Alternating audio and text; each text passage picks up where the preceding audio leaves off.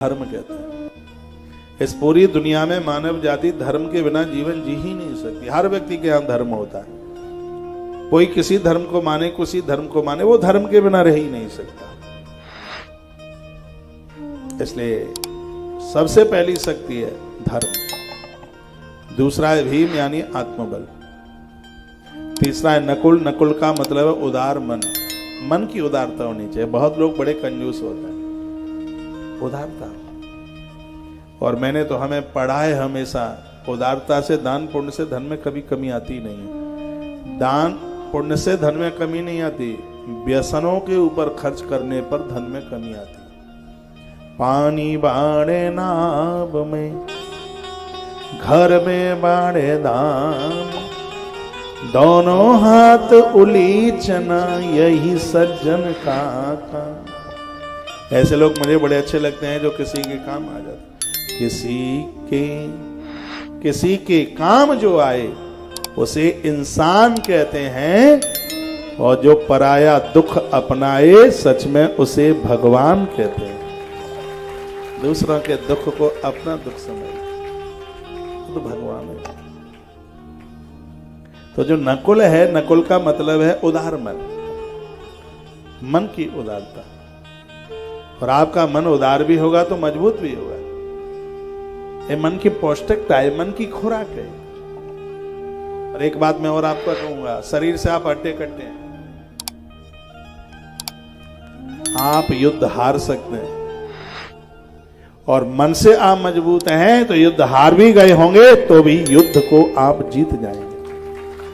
मन के हारे हार है, मन के जीते जीत। मन से हार गए, आपको कोई खड़ा नहीं कर पाएगा। यदि आप मन से मजबूत हैं तो जो चीजें तुम्हारे हाथ से चली गई हैं, उन चीजों को और उन चीजों के बाप को, दोनों को वापस आपके पास से ही आना है, यदि आपका मन मजबूत है। भगवान कपिल ने बड़ा अद्भुत प्रवचन किया, और उसमें मन को मजबूत करने के, मन को हल्का मत होने दीजिए, मन को कमजोर मत होने दीजिए। मन को मजबूत करने के लिए अच्छे लोगों के पास बैठो, जो अच्छे विचारक हैं। माँ बाबू जी के पास बैठो, भाइयों के पास बैठो, पत्नी के पास बैठो, जो समझदार हैं उनके पास बैठो। और मैं आपको भी निवेदन करना चाहूँगा, कुछ लोग ऐसी घायल युक्त बातें बोल देते हैं जैसे आदमी अधमरा हो जाता है। उसको पौष्टिकता दीजिए, उसे भरोसा दीजिए। अरे कभी कभी नुकसान घर में हो जाता है तो पूरा परिवार इकट्ठा हो जाता है, तुमने ऐसा कर दिया, सब लुटा दिया, पिटा दिया। अरे भैया, उसने जुआ नहीं खेला, घर की प्रोग्रेस के लिए उसने ये काम किया है। भाई क्यों होता है, माँ बाबू जी क्यों होते हैं, अपने लोग क्यों होते हैं? ऐसी परिस्थिति में जो अपने का सहयोग करते हैं उसका नाम है परिवार, फैमिली, उसे परिवार कहते हैं। कितनी बड़ी विपदा आई थी, कितना बड़ा दुख आया जिस समय युधिष्ठिर सब जुआ में हार गए, कुछ भी तो नहीं बचा था, लेकिन भाई साथ में है तो जो गया था वो सब वापस आ गया। इसलिए मैं कहता हूं, भाई से बढ़कर कोई शक्ति नहीं है। जब वो वहां से लौट करके आ गए थे 13 साल के वनवास से, 1 साल के अज्ञातवास से, तो एक दिन पितामह ने पूछ लिया था युधिष्ठिर को, कहा राजा युद्ध ही है, बताइए कि भगवान कृपा करे तुम्हें कुछ मांगने को कहें तो तुम क्या मांगोगे? तो युधिष्ठिर ने कहा, मैं स्वर्ग नहीं मांगूंगा, मैं नहीं मांगता वैकुंठ।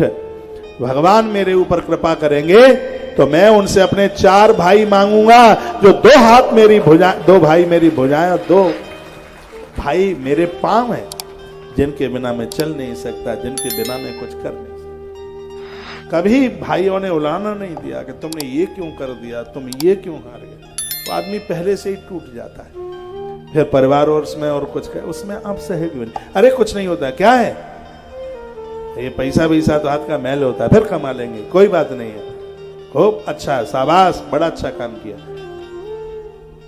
देश टूर्नामेंट हार गया क्रिकेट, एक भी मैसेज ऐसा नहीं था जो खिलाड़ियों के अपोजिट हो। सबने कहा मन हल्का नहीं करना, कोई बात नहीं है। और फिर 5 साल के बाद आप बहुत अच्छा खेले हैं। हार जीत तो ये बनी ही रहती है।